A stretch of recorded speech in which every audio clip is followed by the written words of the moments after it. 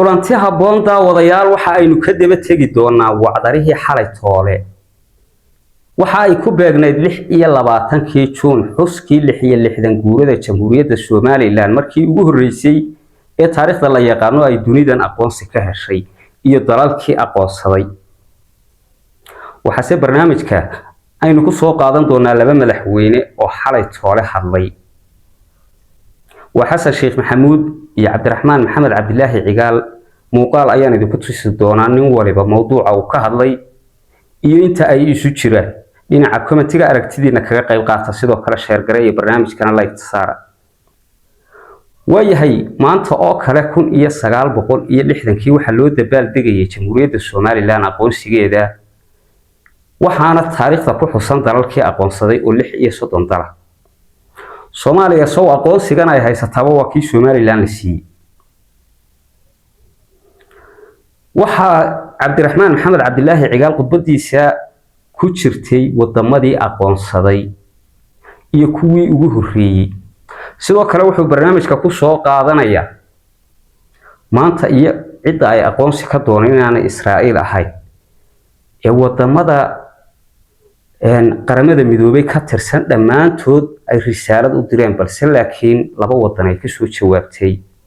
wadamada Soomaaliya waa ku jirtay inta aydan khudbada Cabdiraxmaan Ciro u guda galin waxaanu isla eegaynaa Xasan Sheekh Maxamuud oo 66 guurada xuska 26 Juun intuu inala xusay waxa uu daba dhigay hadal hadal dhinac ka odaynimo ah hadal aqoonsi ku jiro aynu wada daawan siyaasadkeena iyo policies-keena ku saabsan Somaliland iyo gobolada waqooyi guud ahaan dib u eegisaan ku sameynayna iyo icaadatu nadar si aan u helno fikir iyo talo iyo ra'yi iyo siyaasad policy walaalahaas qanci kara oo ku qanci kara in ay walaalahood markale la midoobaan yaay baadi goobeena daaliyada waxaan rabaa si gaar ah inaan halkaan uga xuso gobolada waqooyi ee Soomaaliya ee loo yaqaan Somaliland dadka Soomaaliyeed ee ku nool waa dadka sharaftaas leh waa dadka taariikhdaas leh waa dadka maalmihii adkaa ee madoobaa ee gumaysiga u jiray xataa iska caabinta gumaysiga ku caanbaxay maanta oo duruufo gaar ay jiraan waxaan hubaa in badan oo aabbayaashaas hore la caqli ah ee aan ka liidan in ay maantana waqooyiga Soomaaliya ku nool yihiin waqooyiga Soomaaliya dadka degan dad badan oo wax bartay dad badan oo xigmad leh dad badan oo damiir diineed leh ayaa ku jira ku badan waliba ku badan waxaan leeyahay marka walaalayaal maanta qarniga 20 oo dunidii isdoonanayso oo dalali isdoonanayaan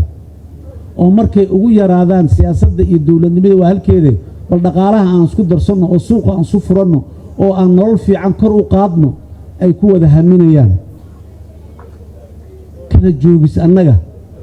marna doonno ma aha waxaan rabaa walaalayaal waxa aad tirsanaysaan ama aad tabanaysaan horena waa uga garawnay haddana inaan ka garawnaan rabna ka daali mayna ka caajisi mayna waa hagaag like saara muuqaalka oo dhinaca commentiga aragtidiina ku soo qora Xasan Sheekh Maxamuud hadalkiisa horta sidoo sheegay wuu isbedbedelaa toddobaadka hore wuxuu yiri waa weeraraya dhinaca diblomaasiyadda caalamka uu kala dagaalamay oo wuxuu yiri Somaliland maalgashiyada ka joojiya intaas oo marxaladood isagoo soo maray caawa haddana wuxuu taagan yahay mar kale aynu dib u midown taasi waxay raad cadayna u noqonaysaa inuu hortayna aqoonsadayba mar hadduu yiri mar kaleba sababtoo imka waa naga tagteen weey marka aynu halka kaga nimaadno mowduuca uu ka hadlayay waxa weeye 26 Juun oo ku beegan xuskii 66 guurada ee markii ugu horeysay Somaliland ay aqoonsi heshay Soomaaliya كودي لوليا هالشيء وين سلوكنا maadaama Somaliland ahayd cidii aqoonsiga heshay oo 6 iyo 30 wadan aqoonsadeen in ay la xuso waxay ka dhigan tahay in ay la aqoonsaday maadaama Xasan Sheikh Maxamed Caawa xafladii 26 ka Juun ka hadlay Xasan Sheikh Maxamuud hadalkiisu hadal wanaagsan buu ha xumaynina hadal mawduucii uu meesha u taagnaa ka baxsan wuu yahay sababtay 26 ka Juun iyo taariikhdeedii iyo 6 iyo 60 ka sanadood wixii ay soo mareen iyo wixii Somaliland la kulmay kamu sheekay aqoonsiga cidii keentay iyo sidoo ku yimi kamu sheekay sababtu tahay marka la xusaayo munaasabad mawduuca ku saabsan baa laga hadlaa bulshada taasi waa arrinka madaxweynaha warqad khaldan ayaa loo qoray loo diyaariyay arrimaha uu kaga hadlay gibigeedaba Somaliland iyo Soomaaliya marka la wada hadal dib u furan ayay ku saabsanay hadalkaasi laakiin hadal isugu jira bariyo iyo soo jeedin buu ahaa waanu aqbalaynaa balse laakiin hal shuruud ay Somaliland wadata sababtu tahay 3 iyo 30 ka sano Somaliland iyo Soomaaliya waa kelmad afkaaga ku jirta waxa isku haystaan hadda tiraahana waa ku fudud waayo Netanyahu kelmad afkiisa ka soo baxday dunida inta leeg saamay ku yeelatay waliba aan la soo joogin ee live mobile laga jiraahay kelmadaasi waxay noqotay kelmad dunida ku qaraway waxaan u noqday wadankii koowaad ee ka soo jawaabay risaaladii ama warqadii loo kala diray wadamada qaramada midoobay ka tirsan dhamaantood inta marka aynu halka kaga nimaadno Xasan Sheikh Maxamuud kelmadda kaliya waa aqoonsi Somaliland iyada Soomaaliya dhisi doonta hal shuruud oo kaliya ku xiran 3 ka sano la isku haystay waana aqoonsada idinkuna waxa leedahay aan midowno bal horta aynu midownay sidii hore yeynaan u midoobinay inagoo laba dawladood aan isu nimaadno oo aynu wax wada qabsano oo aynu waraaqa kala qoran balse laakiin shuruudda kaliya ayaa ka horeysa haddii taasi kugu adag tahay annagana waxa nagu adag inaanu sidii oo kale tan dib u noqono calanka dhiibno taa waxaan ku soo afjarayaa beer la xawsiga Xasan Sheikh Maxamuud cid kalena u jawaabi mayso aan aniga ahay shuruudda kaliya baan wadanaa haddaan nahay reer Somaliland wixii kalaba halka dhig haddii caawa madaxweynaha Soomaaliya adigoo ah tiraaho Somaliland waa aqoonsaday wadal madax bannaan waa optionada anaga qaadanayna in aanu Soomaaliya la midowno iyo inaanu Djibouti la midowno iyo inaanu goonidayada taagnaano laakiin way fududahay in aanu Soomaaliya dhisno qodobkaas kaliya ayaan kaga tagaya haddaba waxaynu daawanaynaa khudbadii Cabdiraxmaan Ciro oo taabanaysa meelo badan tan iyo 1960 dadka ku yaalay marka halka ay ka soo galayno hoolka madaxdii dunida ku taala Soviet Union baa ku jiray imika waa Nikita Khrushchev baa ku jiray dadkii aqoonsaday Somaliland Masar oo maanta hadda ka soo horjeeda Somaliland ictiraafkeeda baa ku jirtay Mareykan baa ku jiray Israa'iil baa dawladdii ugu horeeyay bay ahayd boqorada Ingiriisku wayna hambalyeysay gobonadana wayna siisay soddon kale wadanna waa ku jireen taariikhdaasi taariikh inta kale waraaqoodii waa la soo helayaa taariikh qarsoomaysa maaha taariikh way nool oo jirta Somaliland ilaa 19 madaxweynayaashii iga horeeyay iyo xukuumaddii naga horeeyayba runtii dadaal badan bay sameeyeen waxaan rumaysnahay inay albaab kasta garaaceen dawladda Israa'iil oo ina aqoonsatay aqoonsi dhab buu ahaa inkastoo dawladda xamar tiri waa barank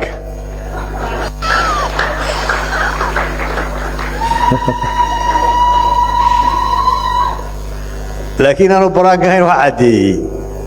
markii aanu tagnay Israa'iil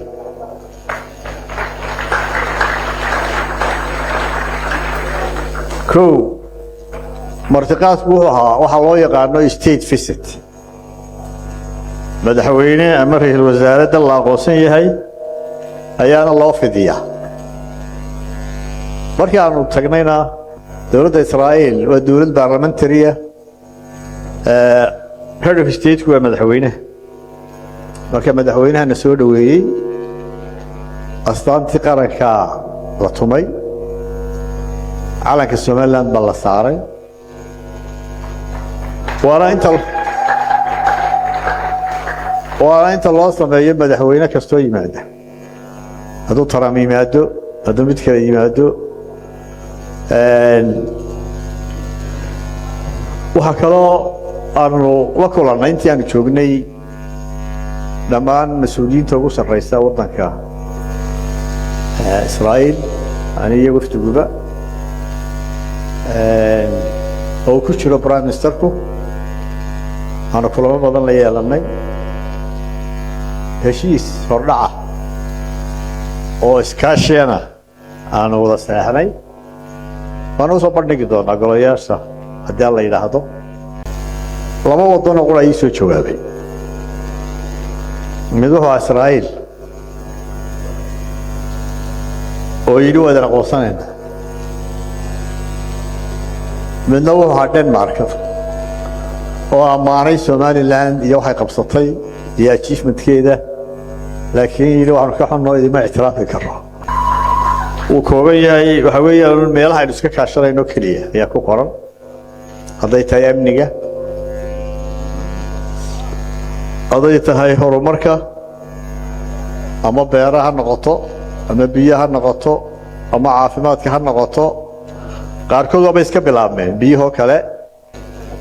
shirkadaha qaar aan la kulmaynay waxay soo bandhigeen dalalka xiriirka ay leeyihiin marka waddan weyn oo islaam ah bayaan waxa iyo waxa sabab la leenahay masaay wani annaga hadda muxuu nagu haystay dowladda ninkii shirkadda ka badacda wuxuu aniga hay kood garaynayna laakiin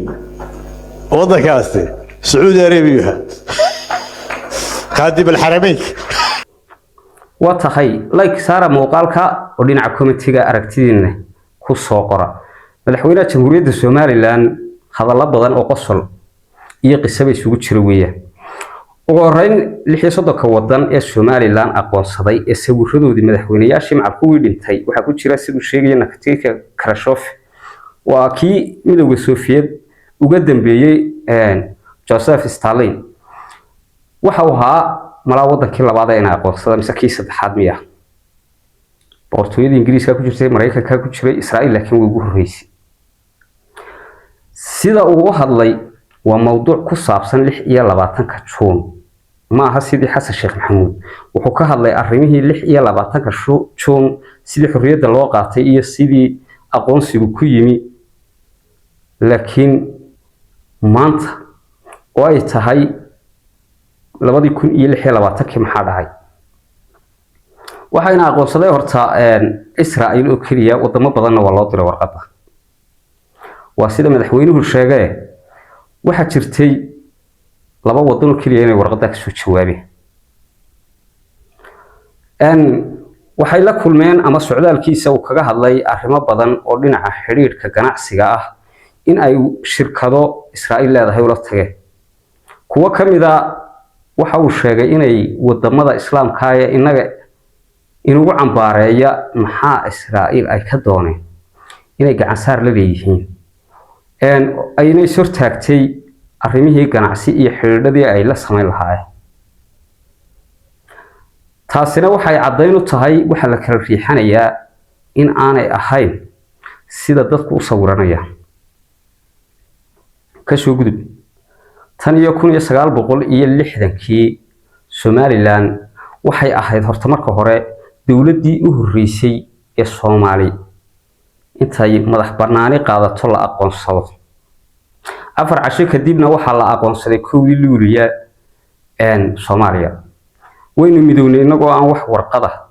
qaramada midoobay ta keentay maanta in aynu aqoonsi dib u raadino inagu qaato dhowr iyo 3 sanadoodna wata waayahay markaynu halkaa kaga nimaadno waxaa kuu muuqanaysaa geeska Afrika ama Afrika dhammaanteed xorriyadda inaga horreysay ee la qaatay inay ahayd 3 waddan baan filaya. Soomaali afka Soomaaliga ku hadashana ciddii ugu horreysay ee xorriyad qaadata ee madax bannaanaata Somaliland bay ahayd. maanta Somaliland waxa ay Soomaaliya ku faanto dhammaantood iyada keentay 36 waddan ee ugu horreeyayna aqoonsaday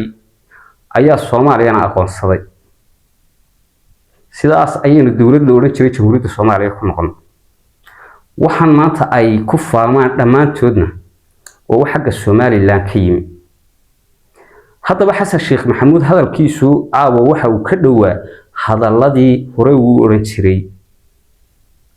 waxaana jirta 26 Juun qof waliba waa ogyahay in Somaliland la aqoonsaday inuu inala xusay ay marxaad ka tahay. barnaamijkan dhinaca committee-ga aragtidiina kaga qayb qaata sidoo kale share gareeya xalay toole wacdaraha dhacay madaxweynayaasha hadlay hadalkoodu waxa uu dad badan gelinaya facaayil. waxaan filayaa Soomaaliya aqoonsigeediba inuu inoo dhow yahay qarka inuu saaraya. waata Soomaali dhammaanteed daweyn doontaba haddii aqoonsigaas ka yimaado Soomaaliya in Soomaaliyana dawoobiso oo dagaaladan istaagaya. وانا السلام يا تاني كل تدم برنامج كان برنامج كحجين تاني سوي من النوع دين عكم تيجي عرفتي أنا كل دافع لايك تسارع موقعك. نبي جنا هلا صلى عليه الصلاة والسلام ووقت جمعة. سوق ورا سلك النبي.